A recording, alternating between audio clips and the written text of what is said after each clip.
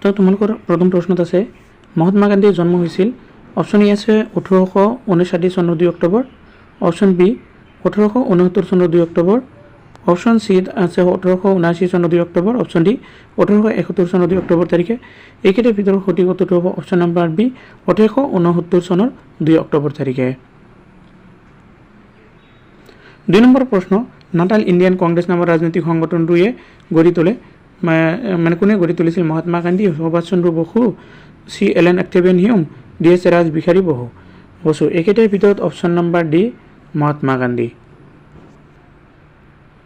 C Mahatma Gandhi সত্যাগ্ৰহৰ কৌশল প্ৰয়োগ কৰিছিল দেশত পোনপ্ৰথমে মানে ক'ত পোনপ্ৰথমে সত্যাগ্ৰহ কৌশল প্ৰয়োগ কৰিছিল?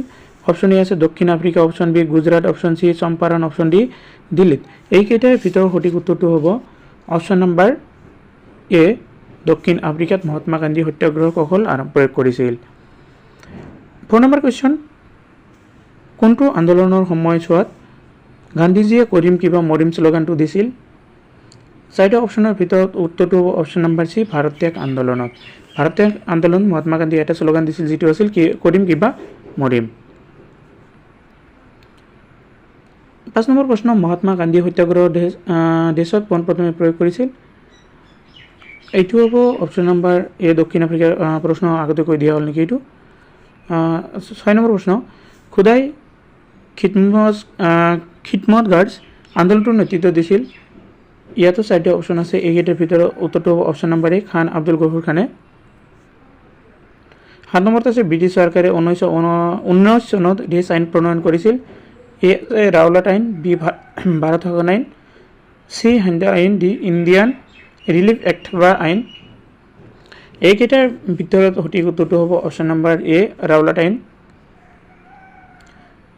8 নম্বৰ প্ৰশ্ন ঐতিহাসিক গান্ধী আৰোহণ চুক্তি সম্পন্ন হয় দেশ মানে কিমান চনত গান্ধী আৰোহণ চুক্তি স্বাক্ষৰিত হৈছিল? অপশ্যন নম্বৰ চি 1931 চনৰ 5 মাৰ্চ তাৰিখে। 9 নম্বৰ প্ৰশ্ন কংগ্ৰেছৰ পৰা দ্বিতীয় ঘূৰণীয়া মেজমেলত একমাত্ৰ প্ৰতিনিধি হিচাপে যোগদান কৰিছিল দেশ? দ্বিতীয় ঘূৰণীয়া মেজমেলত মানে কংগ্ৰেছৰ পৰা কোনে প্ৰতিনিধি হিচাপে যোগদান কৰিছিল? এইকেইটাৰ ভিতৰত option number B Mahatma Gandhi. 10 number প্ৰশ্ন উত্তৰ প্ৰদেশৰ চৌৰি চৌৰাৰ ঘটনা সংঘটিত হৈছিল দেশ মানে ক'ত মানে কিমান চনত উত্তৰ প্ৰদেশৰ চৌৰি চৌৰাৰ ঘটনাটো সংঘটিত হৈছিল? ইয়াৰ অপশ্যন নম্বৰ চি 1922 চনৰ 5 ফেব্ৰুৱাৰী তাৰিখে। 11 নম্বৰ প্ৰশ্ন সবৰমতী আশ্ৰম আৰু দাণ্ডিৰ মাজত দূৰত্ব কিলোমিটাৰ মানে 10 কিলোমিটাৰ কিমান কিলোমিটাৰ আছিল সবৰমতী আশ্ৰমৰ পৰা দাণ্ডি যাত্ৰালৈকে? ইয়াৰ option number D 385 kilometre. 12 number প্ৰশ্ন খুদাই খিদমত আন্দোলনটোৰ নেতৃত্ব দিছিল কোনে?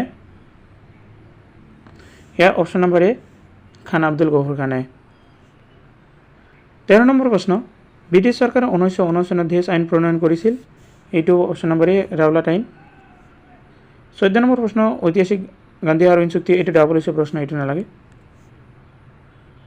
15 নম্বৰ প্ৰশ্ন দিল্লী বলক মানে দিল্লী চলো সত্যাগ্ৰহ তথা আন্দোলন পোনপ্ৰথমে গ্ৰেপ্তাৰ পূৰণ কৰা সত্যাগ্ৰহীজন কোন আছিল? দিল্লী চলো যিটো আন্দোলন আছিলে সেইটো আন্দোলন মানে প্ৰথমে কাক গ্ৰেপ্তাৰ কৰা হৈছিল? এইকেইটাৰ ভিতৰত উত্তৰটো হ'ব অপশ্যন নম্বৰ বি আচাৰ্য বিনোবা ভাৱে।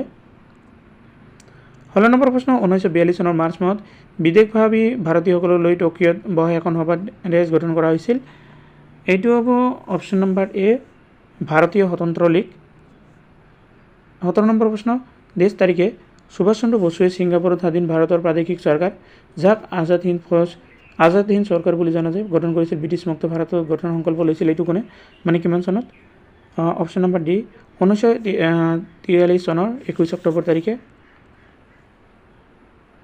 18 নম্বৰ প্ৰশ্ন মুছলিম লীগে মুক্তি দিৱস হিচাপে পালন কৰে দেশত মানে কিমান চনত মুছলিম লীগে মুক্তি দিৱস হিচাপে পালন কৰে? এইটো অপশ্যন নম্বৰ এ 1939 চনৰ 22 ডিচেম্বৰত। 19 নম্বৰ প্ৰশ্ন মুছলিম লীগে পাকিস্তানক শাখাৰ ৰূপত পাবলৈ প্ৰত্যক্ষ দাবী দিৱস পালন কৰে 30 তাৰিখে মানে কিমান তাৰিখে? এইটো হ'ব অপশ্যন নম্বৰ বি 1946 চনৰ 16 আগষ্ট তাৰিখে। 20 নম্বৰ প্ৰশ্ন 1919 চনৰ 13 এপ্ৰিলত জালিয়ানৱালাবাগৰ হত্যাকাণ্ডত থিতাতে নিহত হোৱা ব্যক্তিৰ সংখ্যা আছিল মানে কিমানজন মানুহৰ মৃত্যু আছিল? এইটো হ'ব অপশ্যন নম্বৰ ডি 379 জন। 21 নম্বৰ প্ৰশ্ন কৈছে সত্যাগ্ৰহৰ ভিত্তি হ'ল দেশ এইটো হ'ব অহিংসা। 22 নম্বৰ প্ৰশ্ন কোনটো শব্দ গান্ধীজীয়ে দক্ষিণ আফ্ৰিকাত প্ৰথমতে ব্যৱহাৰ কৰিছিল এইকেইটাৰ ভিতৰত অপশ্যন নম্বৰ বি সত্যাগ্ৰহ 23 নম্বৰত আছে 1917 চনত ইতিহাসত কোনটো বিপ্লৱ সংঘটিত হৈছিল এইটো অপশ্যন নম্বৰ চি ৰুজ বিপ্লৱ 24 নম্বৰ প্ৰশ্ন হিমন্ত গান্ধী হিচাপে কাক জনা যায় option number A Khan Abdul Gafur খানক আজিৰ শেষৰ প্ৰশ্ন গান্ধীজীয়ে কৰিম কিবা মৰিম শ্লোগানটো কোন সময়ত দিছিল এইটো হ'ব অপশ্যন নম্বৰ বি ভাৰত ত্যাগ আন্দোলনৰ সময়ত আজি ভিডিঅ' এইখিনিলৈকে আৰু ভিডিঅ'টো সম্পূৰ্ণ কৰিছোঁ আৰু তোমালোক সকলোকে ধন্যবাদ জনাইছোঁ